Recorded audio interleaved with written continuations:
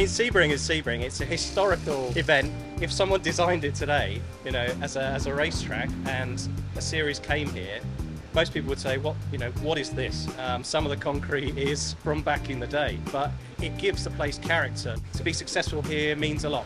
The aim is to carry on the good progress we made in Daytona. We come here as the leaders of the championship. The plan is to keep on going.